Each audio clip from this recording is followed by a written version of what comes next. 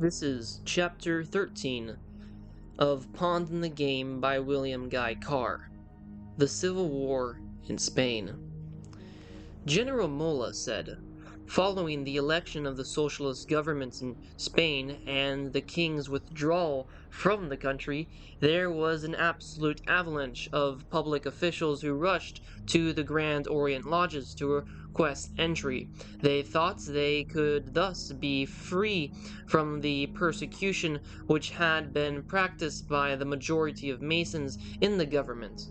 Their purpose was to give evidence of the republicanism and to prevent the certainty of having their careers ruined. Immediately after the king had left, Franco told the military academy, of which he was then in charge, "The Republic has been proclaimed in Spain. It is the duty of all at the present time to cooperate with the discipline and allegiance so that peace may reign and the nation be permitted to direct itself through the natural judicial channels." Hitherto, at the academy, there has always been discipline and exact fulfillment of duty. Today, these qualities are even more necessary. The army needs serenely and with a united spirit to sacrifice every thought of ideology and to the good of the nation and the tranquility of the fatherland. The wording of this proclamation shows Franco to be anything but a black Nazi, which communist propaganda would have the public believe him to be. But the secret powers were not willing to give the Republican government a chance to operate in an efficient and democratic way. Churchill wrote, "The communists helped set it up so they could knock it down again and create more political and economic chaos until they had the country and the people in such a state that the leaders could advocate with reason that only a proletarian dictatorship could restore law and order and save the day." Having overthrown the monarchy in Spain, the next logical move was to attack the religion of the people. Secularism was introduced into the schools. A campaign was launched to destroy paternal authority and that of the church. Having created thousands of anti-religious and anti-social young Bolsheviks, it was only necessary to wait the opportunity to turn the masses loose against the forces of law and order in a well-planned revolt. On May 14th, 1931, a meeting was held in the Ateneo Club in Madrid to discuss the new political program. Its 8 points were: 1. Creation of a republican dictatorship. 2. Immediate punishment of all responsible for illegal acts under the dictatorship. 3. Disbanding the civil guard, the army, and the police, etc., and the substitution of armed Republicans chosen from the laboring classes and Republican clubs. 4. Confiscation of property and of religious orders. 5. Nationalization of lands. 6. Suppression of all press agencies hostile to the Republican cause. 7. Utilization of technical schools and other buildings for public good. 8. Postponement of the courts until this program has been fully carried out. Azana, an intellectual liberal, Priesto, a socialist, and Caballero, a communist, were 3 of the most prominent political leaders at the time. Azana, with his tongue in his cheek, publicly opposed such radical suggestions, although he secretly approved. When elected to power, he put the program into effect.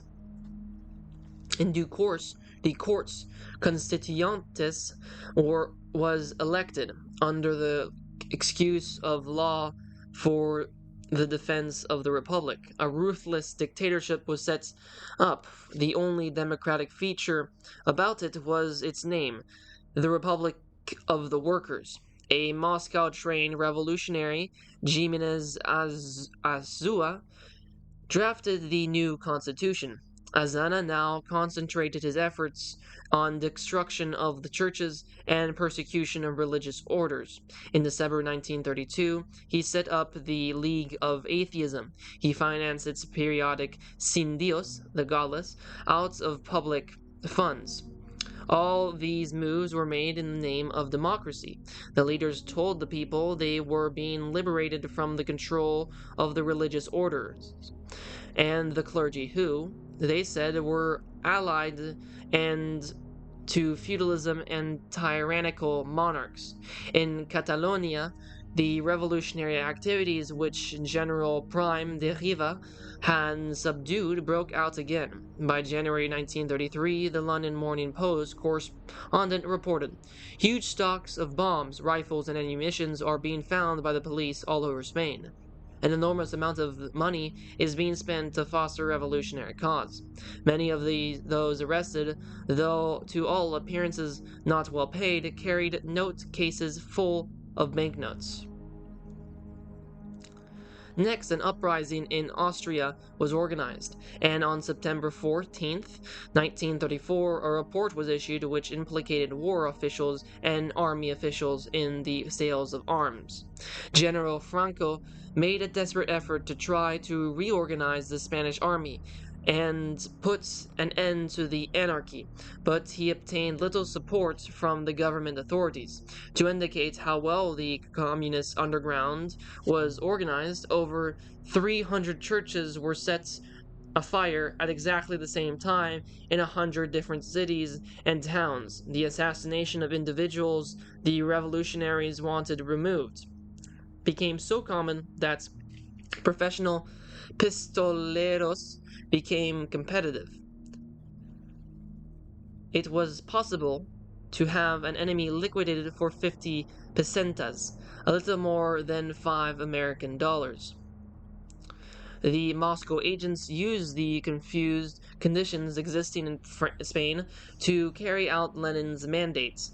The communist legal code is to base terrorism on fundamental principles.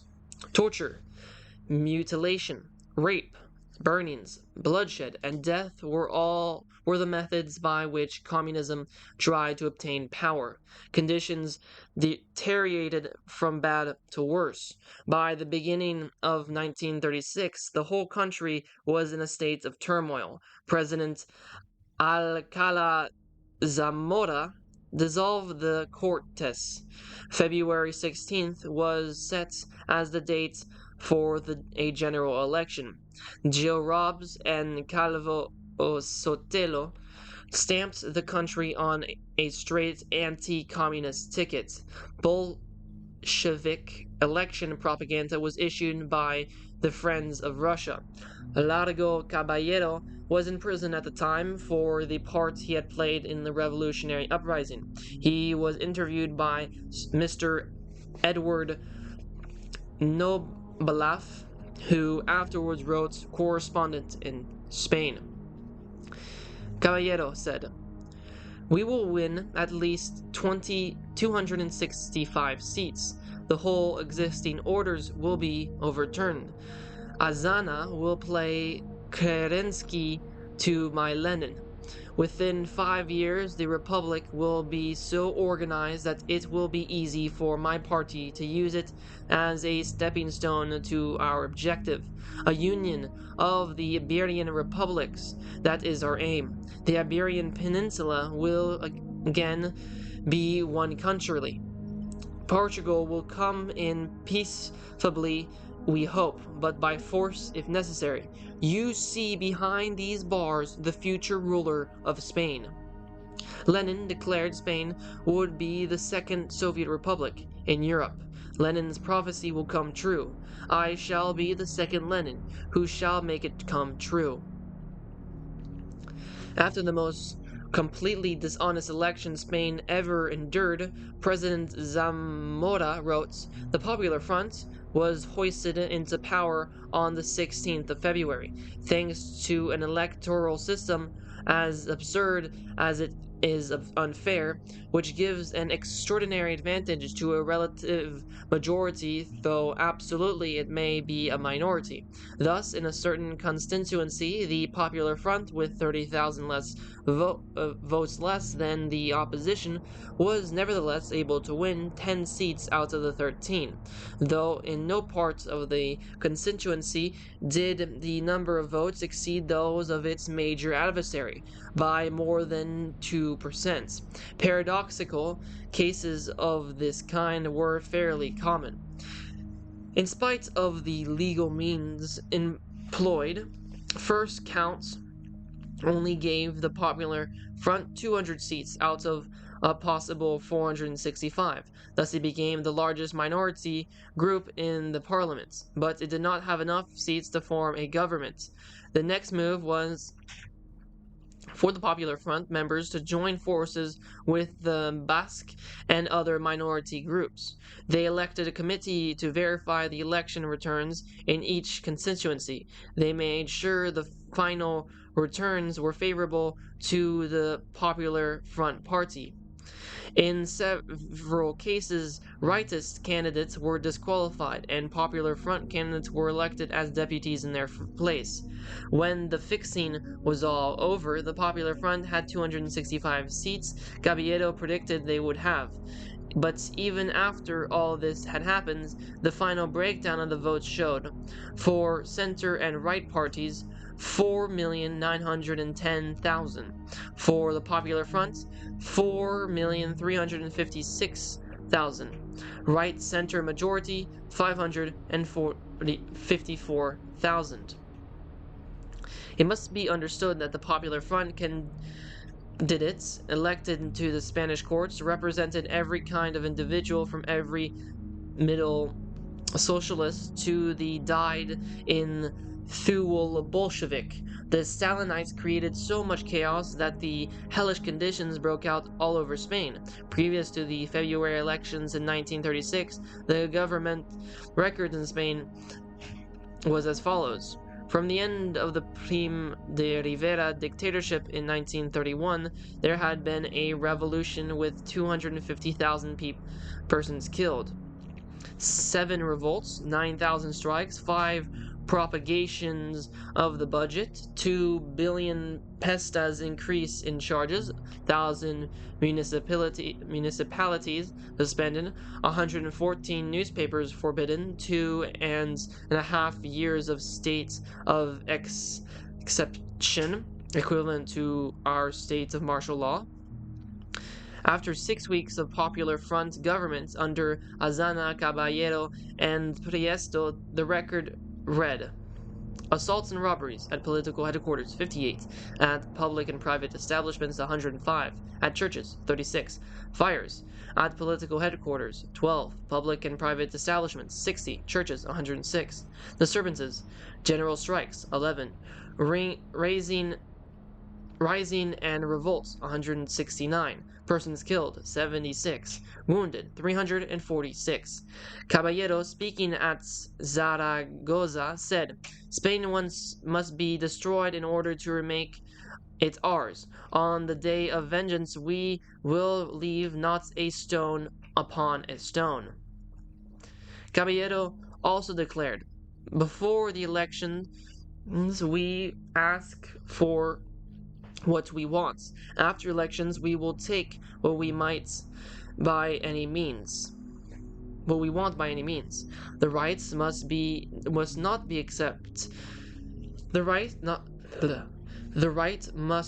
accept mercy from the workers.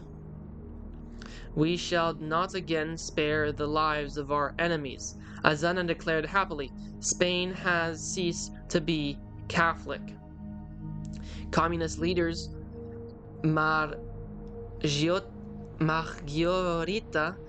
Nelken announced, we demand a revolution, but even the Russian kind will not serve us. We need flames that will be seen throughout the planet, and waves of blood that will redden the seas.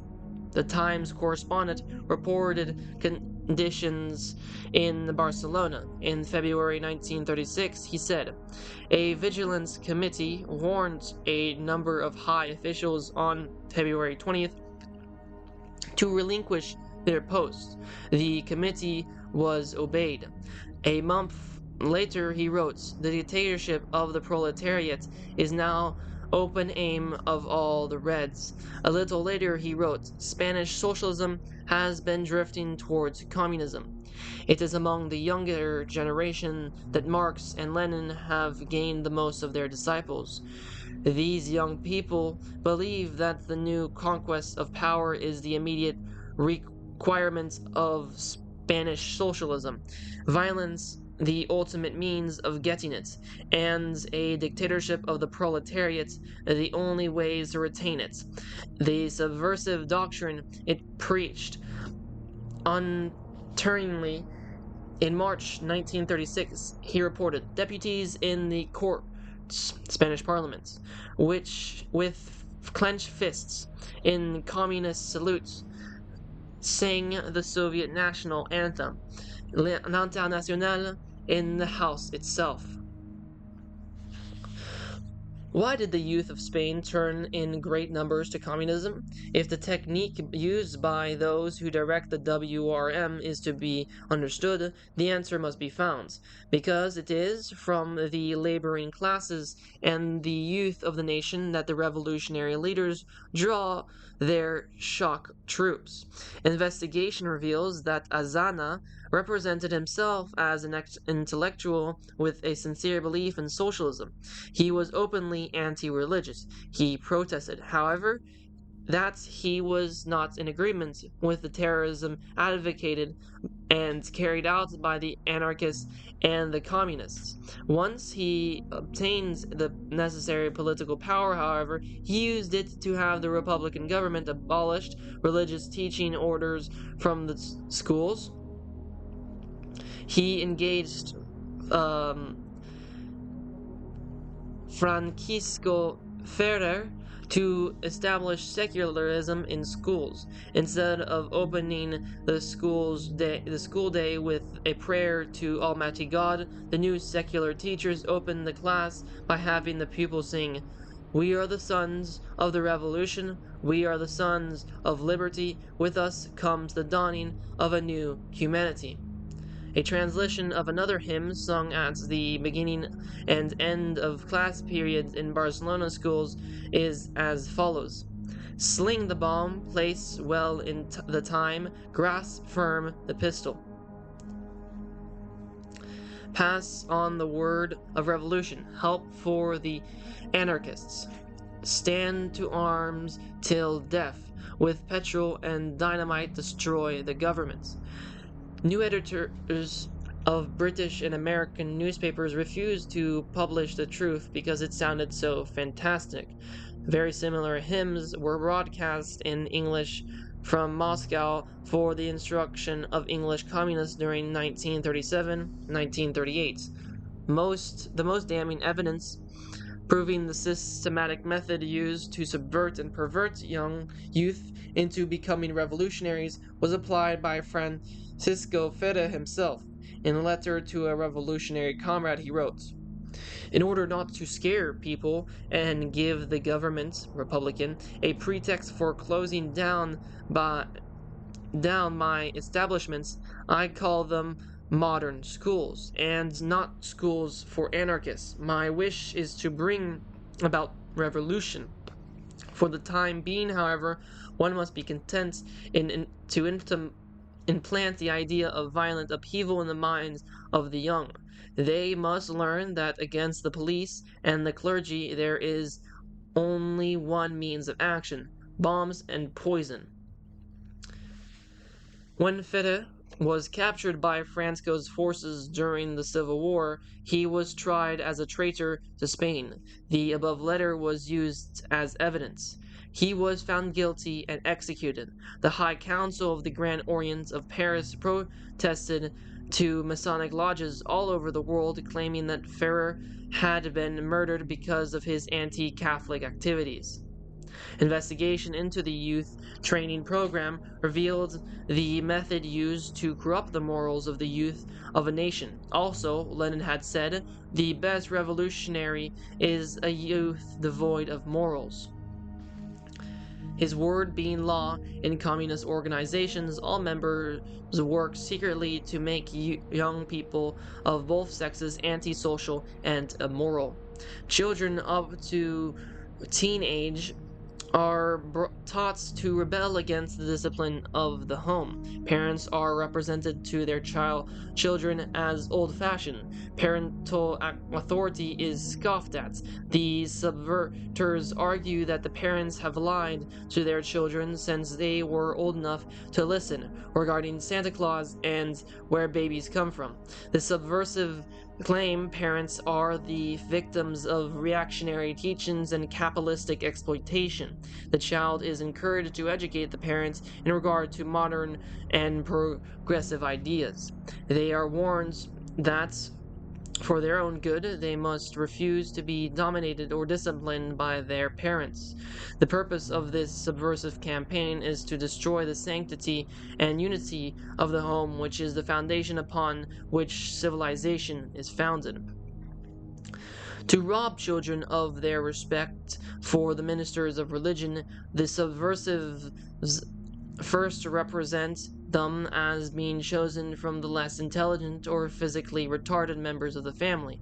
They are ridiculized as spineless, Holly Joes, womanish do-gooders, and servants of the ruling class. Quoting from Marx, children are told, "Religion is the opium of the people because it teaches acceptance of poverty, sickness, and hard work as good for the soul."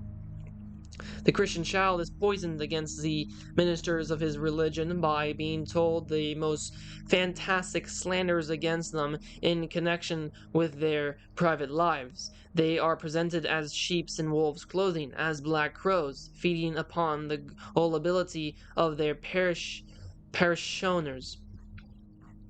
If, as often happens, a minister or priest does become involved in a scandal, it is played up for all it is worth. The Christian religion is ridiculed in the most nauseating manner. Christ is represented as the illegitimate son of Mary and young Jewess, who, in order to save her face, hoaxed Joseph into believing she had been conceived by the Holy Ghost. Christ, as an adult, is depicted as a faker. His miracles are said to be illusions cleverly performed as magicians perform them today. The 12 apostles are said to have been his accomplices. The so-called comic Mandrake, the magician, is often used to illustrate how a hypnotist and magician can fool the public. One favorite story told Christian children is that Christ was a bootlegger at a very early age. Subversive claims he pretended to work a miracle at the marriage feast of Cana in order to sell his bootleg wine. They even accuse Christ and all Roman Catholics of being cannibals. They support their arguments with the biblical quotation that Christ admonished his followers that unless they ate his flesh and drank his blood, they could not have eternal life. Teenage youths are introduced to companions who teach them liberalism, which is soon turned to licentiousness. They were taught the Antichrist conception of life. The less laws, the better. Do as you like. According to subversive teachers, there is only one sin, and that is the disobedience to orders given by authorized leaders. There are only two crimes: neglect of duty and betrayal of party secrets. The next step is to lead anti-social youth into actual conflict with the police. They start them off by linking them up with some gang. Young communist leaders egg the other members on. They dare them to do things outside the law. They force them into fights to prove their physical courage. They inveigle them into petty crime, and then lead them deeper into the jungle of the communist organized underworld. The publication of crime and sex comics is part of the communist physiological warfare. These comics are calculated to awaken the children hidden and suppress sadistic tendencies and to weaken the moral armor of children who are otherwise normal. Any professor who claims crimes and sex comics do not influence children in the way the Illuminati wants them to go is either a fool or a nav. Toy guns, soldiers, revolvers, movies with plenty of crime and shooting are all calculated to break down the finer feelings of normal Christian children and acclimatize them to the use of weapons, scenes of violence, and sudden death. Pornographic books and magazines are circulated profusely at low prices because such literature is calculated to destroy the thin veneer of virtue and respectability which civilized Christian moral codes have caused us to develop. Few people realize the important part modern movies play in subverting youths away from their homes, their country, and their religion. Many movies show an hour of film in which the criminals have bad men and women do everything that is forbidden by our laws and moral code and devote 1 minute during which the law catches up with them, or they die because of their sins. Films taken of actual fighting during the Mexican Revolution in 1913 were shown in Galveston, Texas. The sights of seeing men killed in battle or being dragged from their homes and slaughtered by revolutionaries caused women to scream and faint, and men to vomit. Public opinion caused the showings to be prohibited.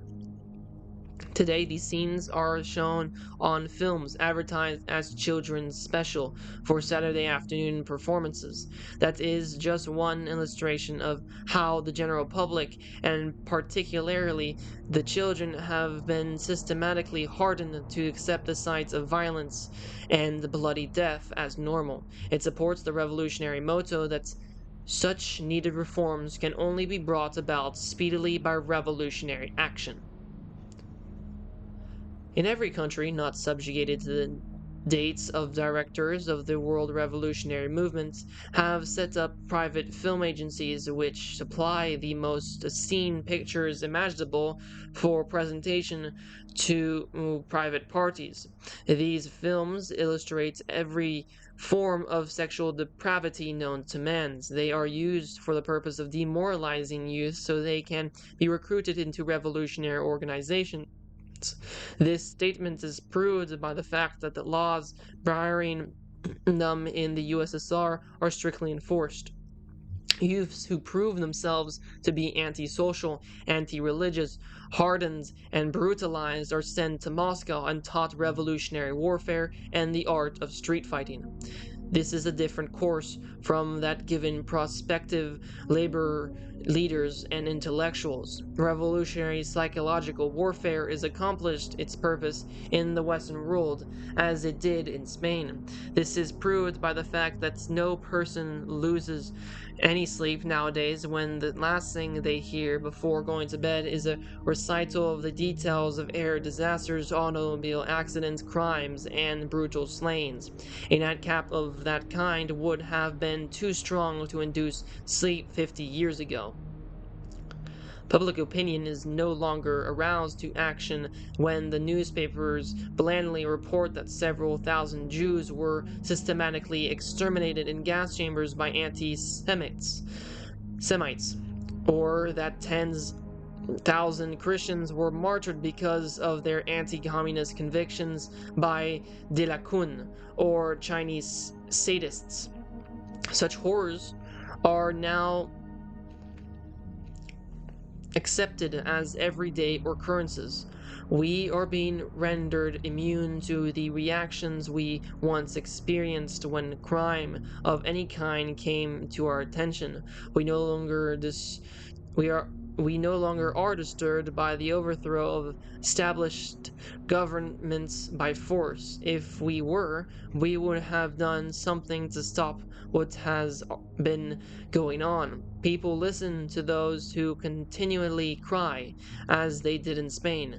Communism can never cause a revolution here. They listen to those who give them a sense of false security. The majority of Christians, like children who hide their heads under the blankets when they fear danger. It should be remembered that pulling the bedclothes over one's head never saved a person from an assassin, a rapist, or an exploding bomb. A few illustrations will show how psychological warfare worked in Spain. We must remember always that Lenin said, "Part of the training of all revolutionary youths must consist of robbing a bank, blowing up a police station, and liquidating of a traitor or a spy." Not until a youth has been drained dry of the milk of human kindness and all feelings of sympathy is he considered qualified for the party membership. This is a vastly different status from that of a fellow traveler. As the day chosen for the revolt drew near in Spain, the purveyors of pornographic literature and obscene pictures became so bold they took their stand at the entrances to churches and offered their wars to the congregation going in coming out. The outside covers of these publications usually showed a picture of priests and nuns engaged in sexual hijinks. Mr. Edward Noblaff, who is recognized as an authority on the civil war in Spain, was so struck by this anti-clerical campaign that he wrote, "Occasionally, delegates of Protestant clergymen came to loyalist Spain to investigate stories they had heard of anti-clerical activities. These delegations were warmly received. Great pains were taken to convince them they had been badly misled. Special guides were detailed to show them around. They saw only what the communist authorities wanted them to see. After a day or two, they were hustled home, suitably impressed. But one day, there was a slip-up. A delegation of clergymen stopped at a bookstall to admire some rare old volumes. Before the guide could prevent it, they saw also copies of La Traca and Bicharicos Clericales.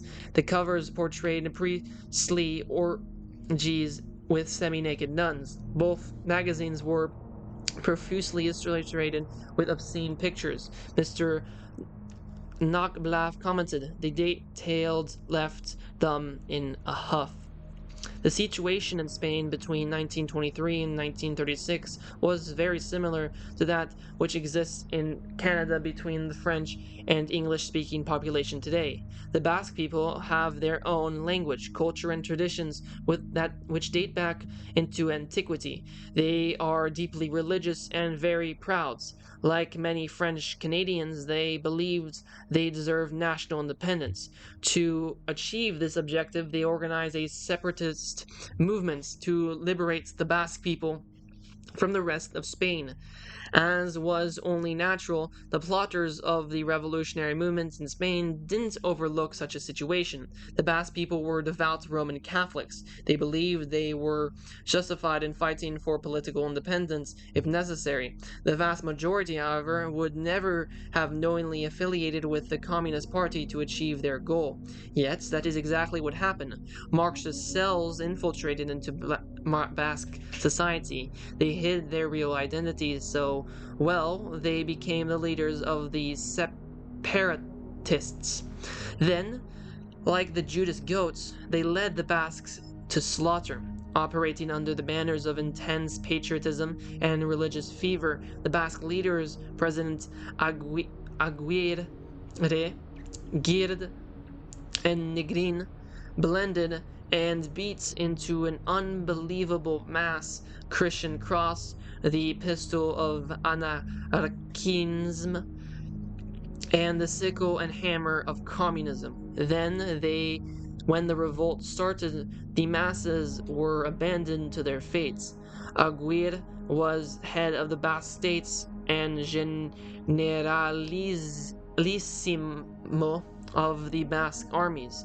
He sat in his office in Bilbao while hundreds of Catholic priests and other leaders of Basque society were systematically murdered. Their martyrdom naturally increased the hatred existing between the Basque and Spanish. F.J. Olondiz wrote the foreword to the book The Red Persecution in the Basque Country, written by José Echenandia. He said, "When the day arrived, the Basque separatists, blind with passion, many of them forgetting their faith and their Catholic sentiments, fell closely and firmly united to the communists, to the atheists, and to the anarchists.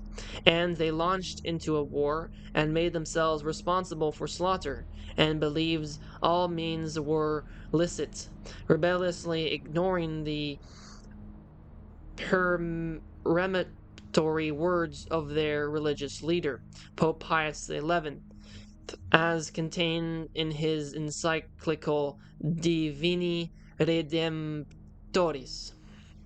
Communism is intrinsically perverse. It cannot be admitted that those who wish to serve the Christian civilization may in any way cooperate with it."